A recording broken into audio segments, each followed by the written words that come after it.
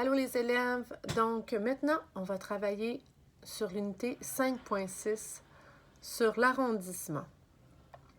L'arrondissement, en quoi c'est utile? Bien, par exemple, si on va faire des courses puis on doit acheter plusieurs items, les prix ne seront pas affichés, ce ne sera pas nécessairement des chiffres ronds comme par exemple 4 $. Ça va être peut-être 3,99 $. Ce ne sera pas 2 $, ça va être 2,17 $. Donc, c'est plus facile, en arrondissant, d'avoir un total juste. Savoir à peu près où on s'en va pour se faire un budget. Donc, 3,99 $, on peut arrondir à 4 $. 2,17 $, on pourrait dire 2 $. Donc, 4 plus 2, 6. On sait qu'à peu près nos items vont coûter dans ces eaux-là. Donc, si on voit Caméléon, il s'entraîne, c'est une bonne idée. Donc, sur son vélo stationnaire, il s'est mis des objectifs et on voit ensuite ses résultats en minutes. Et on voit aussi s'il s'est mis un tableau, puis on peut voir s'il a atteint ses objectifs ou non. Parce que lui, il a arrondi à l'unité près. Donc, lundi, son objectif, c'était 4 minutes et il a fait 3,98. Mais si tu arrondis à l'unité, ça fait 4 minutes. Donc, oui, il a atteint son objectif. Mardi, il voulait faire 5 minutes, il a fait 4,8. Donc, en arrondissant, oui, il a atteint son objectif. Mercredi, 8 minutes. Et il a fait 7,66. Mais, si on arrondit, on peut dire qu'il a atteint son objectif.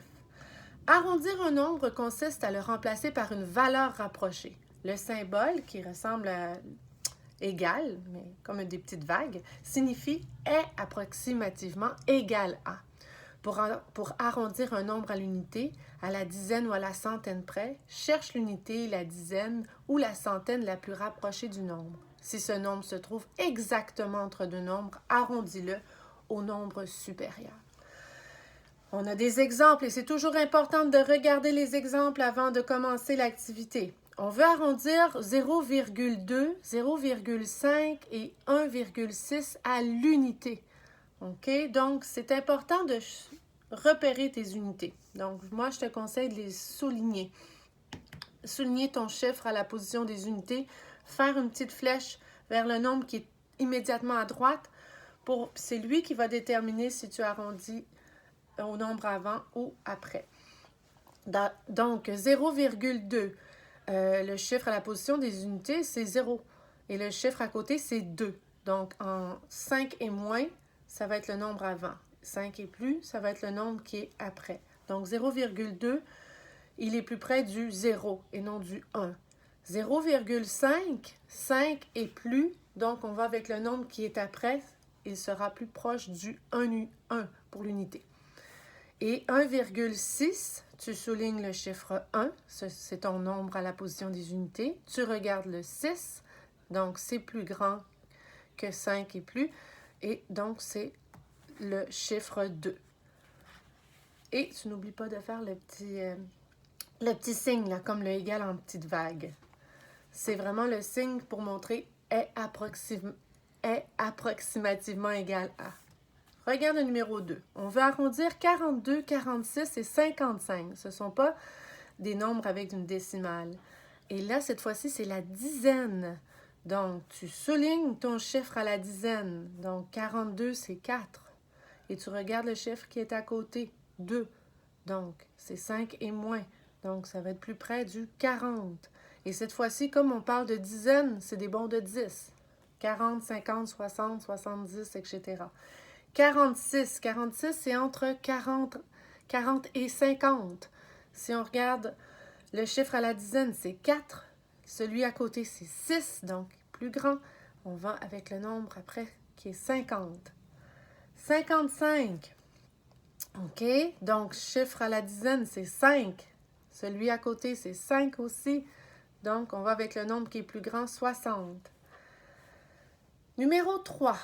On veut arrondir 449, 550 et 673 à la centaine. Donc, toujours souligner ton nombre que tu dois arrondir. Donc, ici, c'est les centaines. Donc, 4, 5 et 6. C'est les nombres que tu dois souligner. Tu regardes le nombre qui est à côté, le chiffre qui est à côté. Donc, à la centaine. 449, c'est entre 400 et 500. 550, c'est entre 500 et 600. Et 673, c'est entre 600 et 700. Parce que là, cette fois-ci, on arrondit à la centaine. C'est des bons de 100. Donc, 449. Tu soulignes le 4. Tu regardes le nombre à côté. C'est 4. Donc, ça va être le nombre plus petit. 400 et non 500. 550. Tu regardes le chiffre à la centaine qui est 5. Celui qui est à côté est 5. C'est le chiffre après, le nombre après. Donc, 600 et non 500. 673, c'est entre 600 et 700. 6, c'est le chiffre à la position des centaines. 7, c'est le nombre qui est à côté. Donc, c'est plus grand. Tu vas avec le 700. Important. Tu peux appliquer ce raisonnement à toutes les autres positions. Ça pourrait être unité de mille, dizaine de mille, etc. OK. Page 64. C'est à toi de jouer. Arrondis chaque nombre à l'unité près. Ce que je vais faire, c'est que je vais te donner la réponse pour chaque numéro pour t'aider un petit peu. Donc, numéro 1A, 0,4. 0,4, il faut que tu sois capable de le repérer sur ta droite numérique. Ça va être entre 0 et 1. D'accord? On doit arrondir à l'unité près. Donc, le chiffre à la position des unités, c'est 0. On regarde le nombre qui est à côté, c'est 4. Donc, qui est plus petit que 5. Donc, ça va être la réponse 0. Je vais faire le B aussi. Ou je vais peut-être en faire un peut-être plus difficile. On va faire le E parce qu'il y a 3 chiffres. 2,25. 2,25, c'est entre 2 et 3. OK? Donc, le chiffre à la position des unités, c'est 2. Tu le soulignes. Tu fais une petite flèche pour indiquer le nombre qui est tout de suite à côté, c'est 2.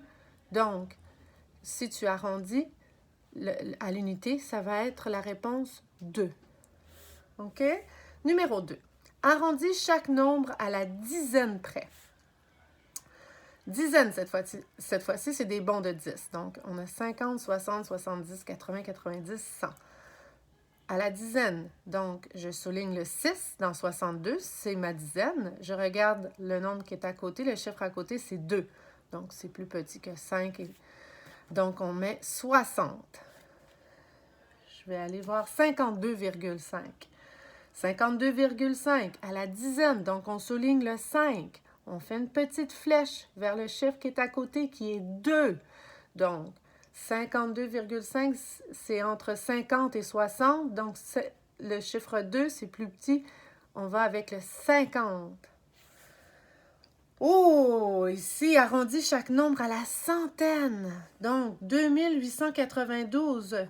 Le chiffre à la centaine, c'est 8. Tu le soulignes, OK? Et tu fais une petite flèche. C'est le chiffre 9.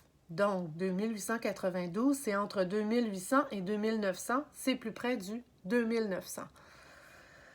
On va aller E, 3238 et 9 dixièmes. Alors, le chiffre à la centaine, c'est 2. OK? Tu le soulignes. Tu fais une petite flèche vers le chiffre qui est à côté, c'est 3. Donc, c'est plus près du 3200 que du 3300.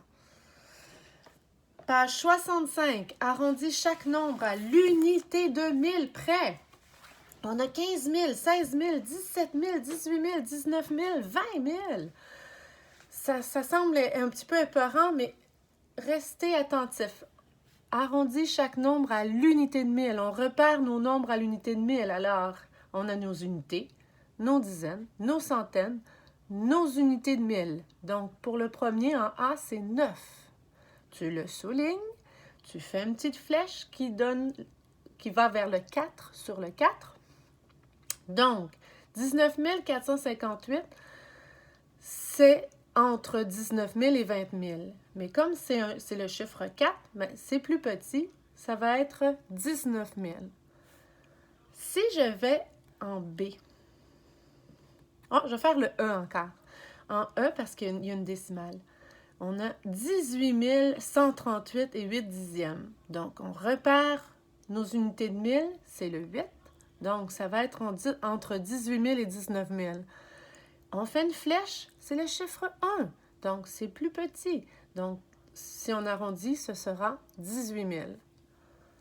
Numéro 5. Pour nourrir tous les joueurs de son équipe, l'entraîneur des Aigles en pyjama doit faire plusieurs achats.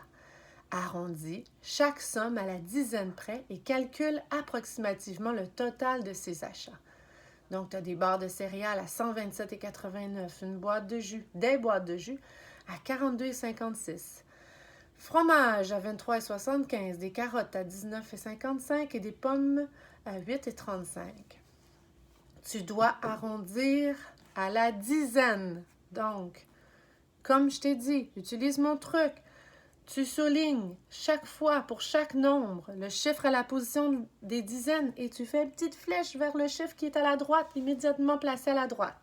Donc, pour 127,89, le chiffre à la dizaine, c'est 2. Et le chiffre à côté, c'est 7. Donc, 127,89, ça va être entre 120 et 130. OK? Donc, si c'est 7, ça va être le chiffre qui est placé après, donc 130. OK? Là, je t'ai donné une réponse pour le premier. 127,89.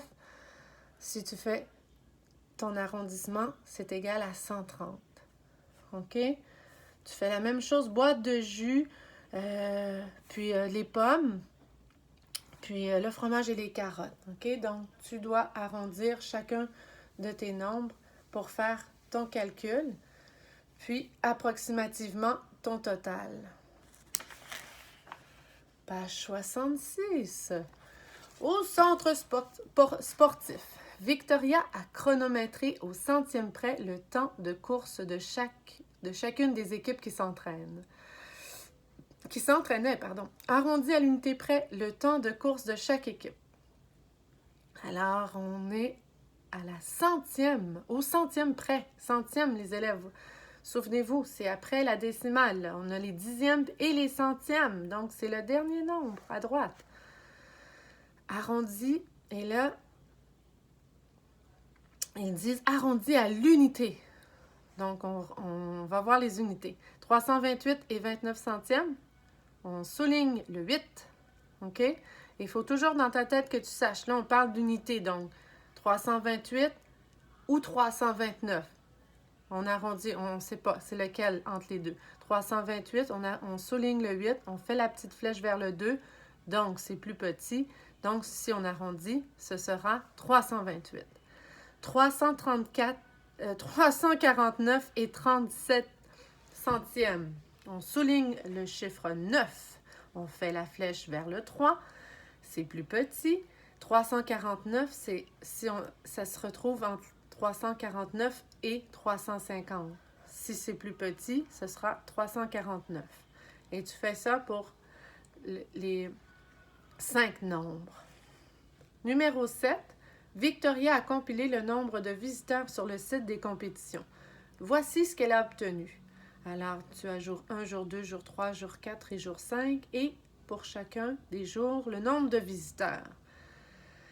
Tu dois arrondir ces nombres à la centaine près. N'oublie pas, souligne ton chiffre à la centaine. Dans 2527, c'est le 5.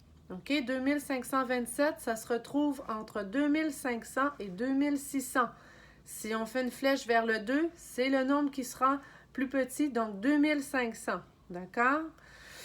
Donc, tu soulignes le nombre à la position des centaines et tu arrondis chacun des nombres à la centaine et calcule approximativement le nombre total des visiteurs. Si on dit calcule approximativement, c'est qu'ils veulent que tu calcules une fois que tu as arrondi tes nombres. C'est les nombres arrondis que tu dois additionner.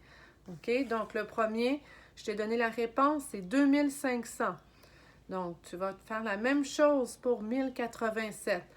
Tu vas l'arrondir et tu vas écrire le nombre. Et une fois que tu as fait ça pour les 5 nombres, tu vas faire ton total des nombres que tu as arrondis. Ça va autour des 9000, quelque chose. Page 67, numéro 8. Charles-Étienne a dessiné un trajet de la course de vélo. Tu dois calculer à la dizaine de mètres près la distance totale à parcourir. Oh, à la dizaine. Donc, 1748. Si tu arrondis à la dizaine, tu repères ton chiffre à la dizaine, c'est 4. OK? Donc, 1748, c'est entre 1740 et 1750. Si on regarde le chiffre qui est à côté, c'est 8. Donc, il est plus près du 1750 mètres. Ça, c'est la réponse pour le premier. Donc, calcule à la dizaine de mètres près la distance totale à parcourir et tu me donnes le total et je veux la réponse approximative, OK? Qui est environ 5300. Relève le défi. Je te laisse lire ça. C'est des vrais ou faux. Donc, je vais faire le corriger avec toi après, bien entendu. Bien, je te laisse faire ça. C'est un défi pour aujourd'hui ou pour la semaine. Prends le temps de bien faire. Puis, ça se peut que ce soit un petit peu difficile. C'est pas grave. On est ici pour s'exercer. Puis, c'est sûr qu'à distance comme ça, je peux pas t'aider comme je le voudrais. Je fais mon possible. Puis, tu peux m'envoyer des petites vidéos aussi, hein? Un petit coucou, une petite question. Il n'y a pas de problème. Madame Geneviève est là pour toi. Alors, je te souhaite une belle journée. Prends soin de toi. Bye bye.